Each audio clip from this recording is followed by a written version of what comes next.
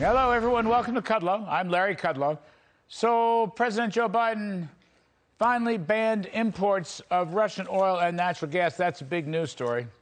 I think it was tragic that, once again, President missed an opportunity to bring the great American oil and gas industry back into the good graces of the White House. Missed that opportunity. He had a chance to say, we need you to open the spigots full throttle in order to provide abundant and affordable energy and show the world that the U.S. is an energy independent and does not need oil from Russia or any of our dictatorial adversaries, such as Iran or Venezuela. So Biden could have been open arms and generous. Instead, he was his usual mean and nasty self with a bizarre radical left attack on our fossil fuel industry. Take a listen to this. But, it's no excuse to exercise excessive price increases or padding profits or any kind of effort to exploit this situation or American consumers, exploit them. Russia's aggression is costing us all, and it's no time for profiteering or price gouging. I mean, this statement is the epitome of punk. There's not one whit of evidence of excess prices, excessive profits, profit gouging, prices gouging. There's no proof of that. The trouble is, Biden doesn't understand free enterprise capitalism. He much prefers big government socialism, and he continues his jihad against the great American fossil fuel industry. The entire country believes otherwise.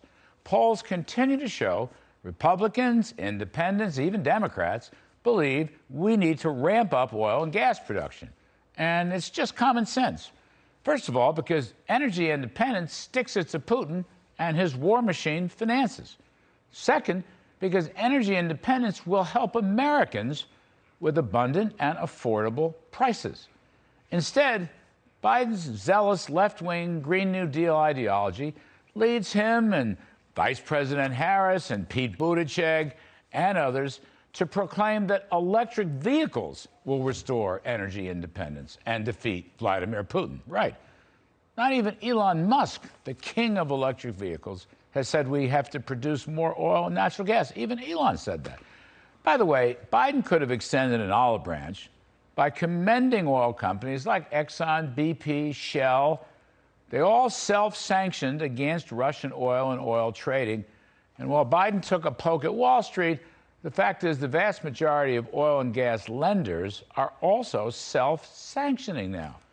But Biden doesn't have a unifying, generous bone in his body. And that's one of his problems. This business is about 9,000 oil leases. This is just a red herring distraction because you need government approval to get permits to actually develop the land. You got to find out, first of all, if there's any oil and gas under the land. Then you need permits to drill, you need permits to transport, you need permits to pipeline. And what's happened is the Biden administration has not approved a single new onshore or offshore lease sale.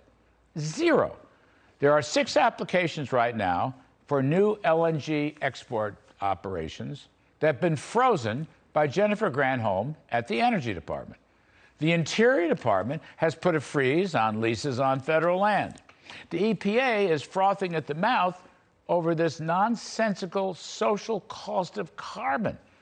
Now, this phony metric tries to capture all the possible harm from CO2 emissions, upstream, downstream, globally, over 3 centuries, according to the Wall Street Journal. 3 centuries. Not even I'm going to be around that long. And neither will any of the EPA estimators. I mean, how dumb is this? But we all know it's just a method to prohibitively raise costs and stop oil and gas drilling, production, and pipelining.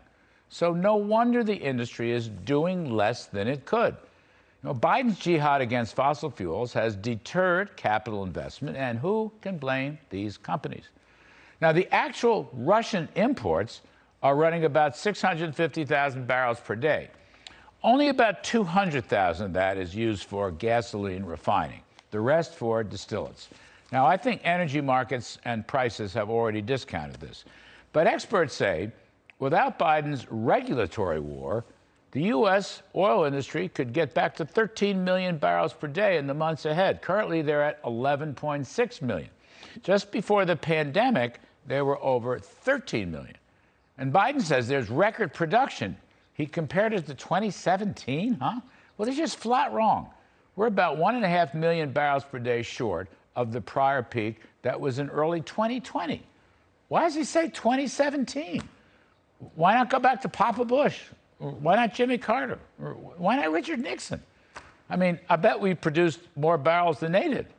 The answer is Biden's a big phony, and he always spreads falsehoods. Now, if we can hurt Vladimir Putin's war machine by denying them at least some financing through this import ban, I am fine with it, absolutely. But if Joe Biden were a mensch, AKA a good president, he'd call a summit of all the fossil fuel people and all the renewable people and map out an all of the above energy policy that would help all Americans improve our national security, inject some common sense into this discussion, and rid himself of all these left-wing climate zealots. That's what a first-class president would do. But you know what? This is not a first-class presidency. Sorry to say.